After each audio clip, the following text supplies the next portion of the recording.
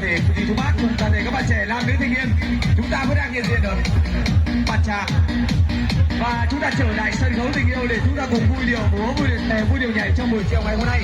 Vâng, một lần nữa lên nào quý vị ơi.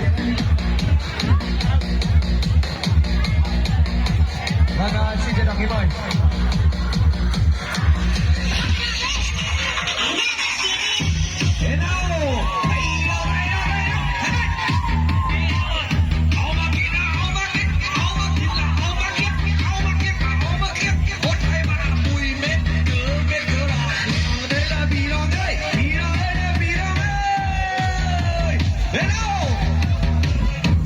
Tuyệt vời quá, các cô gái vòng rất là tuyệt vời, mới có sắc màu truyền thống đẹp dịu dàng.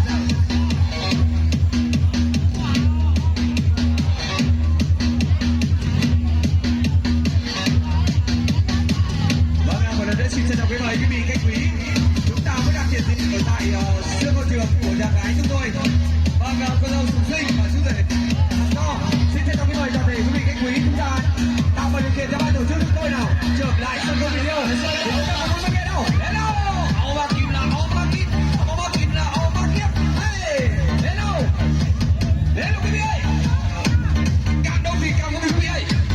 Có những chàng trai của gái, những chị áo đỏ tí máu xanh, nhìn thì quả thật là chẳng có chỗ để chê, và nhưng thế thì sao mà cứ yêu mến như thế này. Kính thưa quý vị, cô gái rất là tuyệt vời rồi, chúng ta cùng vui điệu múa để chạy trong buổi chiều ngày nay. Đến là quý vị, đến nào.